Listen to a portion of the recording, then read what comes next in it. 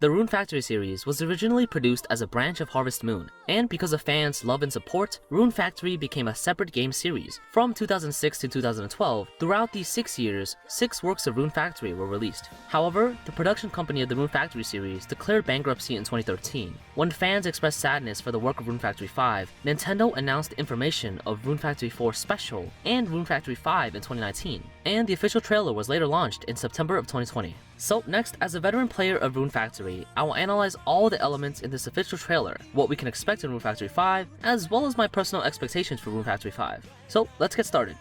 In this trailer, we can see that Rune Factory 5 does not use the old camera angles like Rune Factory 4, but uses 3D models like in Frontier and Oceans. For Rune Factory, to use this kind of 3D model is a very big challenge for them, because according to my personal experience, 3D is good for combat games, but not for farming games. For Rune Factory, this kind of farming game through a 3D perspective is not as smooth as the old camera angles, and it's prone to errors while farming in 3D. In addition, there is another point that is very serious. Just like the 3D angles I mentioned, allowing players to adjust their perspective to appreciate the scenery in the game, as well as how they depict the natural scenery to stimulate the player's desire to explore and farm, these two have been the focus of the Rune Factory series. So, based on this point, how does Rune Factory 5 go about this? According to the trailer, although towards the interior design of the houses and the scenery of the volcanic zone is pretty good, it's still a bit lacking in other scenes. By the way, this shortcoming is not a conclusion drawn by comparing it to other excellent 3D games, and I don't believe that Rune Factory 5 can suddenly become like Zelda, but I still believe in 6 and 7. This conclusion is the result of comparison with Rune Factory's previous games and other farming games, such as runefactoryoceans and sakunaofriceandruin. runefactoryoceans was released in 2011, which is almost 10 years behind Rune Factory 5, but it's still better than Rune Factory 5 in portraying the landscape. In contrast, the scenery of Rune Factory 5 is too colorful. The color saturation seems to be a bit high, and the clouds in the sky seem to shine by themselves. Especially when the player was fishing, I felt that there was no gap between the land and the water. When the waves hit the land, they would not bounce back, but instead merge together. The most strange thing to me is the shadows. Not only do the characters have no shadows in shadowy areas, but even in the bright areas, I still can't see their shadows. If this is a horror game, I've already arranged the plot for them. The protagonist loses his memory and enters a ghost town. The residents of this ghost town begin to threaten the protagonist to farm and act as a peacekeeper ranger to protect his village. In the end, the protagonist killed all the residents and planned to escape from this village. Then he found out that he had no shadow, just like the residents, and realized that he was already dead when he entered the town. Okay, let me stop here. If I continue to speak, I'm afraid I'll become addicted. Someone here might ask, is Rune Factory 5 really this trash? Are there only negatives? Of course not. The artwork for Rune Factory 5 is only secondary, and now it's only 2020, and the trailer only shows a half-finished work. The real Rune Factory 5 will have to wait until 2021. If it took me 3 minutes to talk about how this trailer disappointed me, then I will spend twice as long to explain why Rune Factory 5 is worth looking forward to. Let's get started. The first is a farming game's most important element: farming. This is also the reason why I don't like Rune Factory 4, because in Rune Factory 4, they put the main farming area in the backyard of your house. In this way, although it conforms to the reality logic of Harvest Moon, it doesn't have any fantasy elements that belong to the Rune Factory series. However, in Rune Factory 5, players, after farming under a tree and farming on the whole island, can experience the most creative design: farming on a dragon. That's right, I checked the trailer several times and found out that the protagonist was actually farming on a flying dragon. Combined with other elements in the trailer, I can speculate that the map of Rune Factory 5 may be the largest ever, and players may not be able to use teleportation magic. In the place where the protagonist wakes up, we find a blue magic circle. I guess in Rune Factory 5, there may be a large map and a small map. On the large map, the protagonist can travel by dragon, and on a small map, the protagonist can shuttle through each of the blue magic circles. Of course, the game may allow players to travel on their own feet, and then players can choose where they want to place the blue magic circle in order to teleport back to it next time. No matter which one it is, I'm very much looking forward to it. But I still hope that when farming, you're able to freely switch between the old camera angle and the 3D angle, like when you're fishing. Then we come to the second element, which is home. This is another reason why I dislike Rune Factory 4. In Rune Factory 4, players live as a prince or princess in a castle, but this castle is more like a shared apartment. Players have to live with several people or even with dragons. Although the castle is very luxurious, it doesn't have an agricultural feel to it. More importantly, there are no upper floors, no private space, only having the players' bedrooms. So what's Rune Factory 5's home like? Well, it doesn't appear in the trailer, neither in the English version nor in the Japanese version. But in last year's trailer, there was a building that looked like a guild. I assume that this building is the home in Rune Factory 5. Although there's only a picture, according to the position of the windows, I guess that this house has about 4 floors, which is a relatively luxurious peasant house. Then several producing type monsters flew into the house, so the first floor of the house may be a monster room for raising the monsters. But according to the trailer, there is a farm next to the monster house, and the location of the farm does not look like it's on a dragon. There may be multiple farm areas in Rune Factory 5. The one on the dragon may be a mobile ranch, and the one next to the house could be the original ranch. On the second floor, there's a chimney. I guess the protagonist's bedroom and kitchen may be both on the second floor. And it may also be because it's 3D, the house also has a design of a balcony on the second floor. I don't know the other floors and areas, but this makes me even more excited for the finished product of the game. Of course, as the size of the houses increase, so does the size of the town. In the Rune Factory series, the size of the town is only about 1/10 the size of the adventure area. And basically, there are only grocery stores, restaurants, hotels, hospitals, and weapon stores, these types of buildings. Sometimes I just want to casually stroll around town, and then I accidentally enter the adventure area and get beat up by monsters. This time, the town map of Rune Factory 5 looks much larger than before. And please note that in the trailer, we can see a huge cherry blossom tree.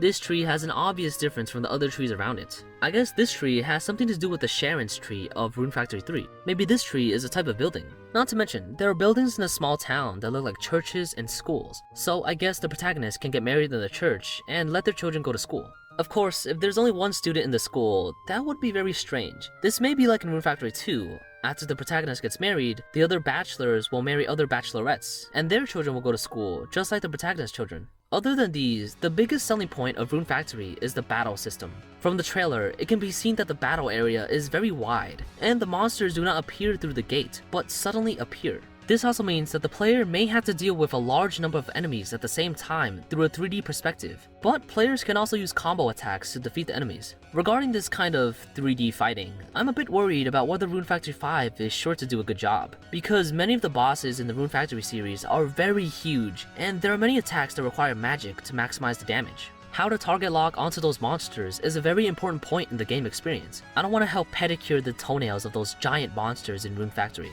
Oh, wait a second, I almost forgot about this. Speaking of bosses, there were 4 creatures that looked like boss monsters in the first trailer, but most of them never appeared in the following trailers. Generally speaking, Rune Factory has 4 main adventure areas in the spring, summer, fall, and the winter.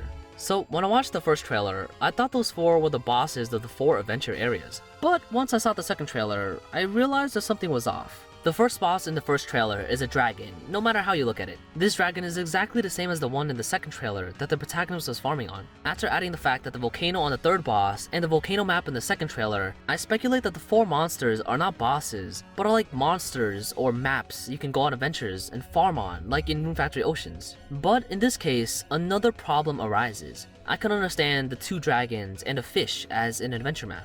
But how do you explain the 4th monster that looks like a fox? And it's a very Japanese style fox with 9 tails. Although I am a furry person, fighting on a fox sounds really strange. Just then, I found a scene in the English version trailer. The protagonist seemed to be protecting a girl. This girl had fox-like ears, dressed in wafuku, and the style looks very Japanese. Although in the world of Rune Factory, I've seen elves and mermaids, I've never seen a beast ear nyang before. Maybe she and the protagonist of Rune Factory 3 are hybrids of monsters and humans. Therefore, I guess that the plot of Rune Factory 5 may become like Rune Factory 4's. After you defeat the boss, they'll turn to your bachelors or bachelorettes, or maybe the plots like a knight with amnesia rescuing a vulnerable princess like in those fairy tales. In any case, I look forward to the latter one more.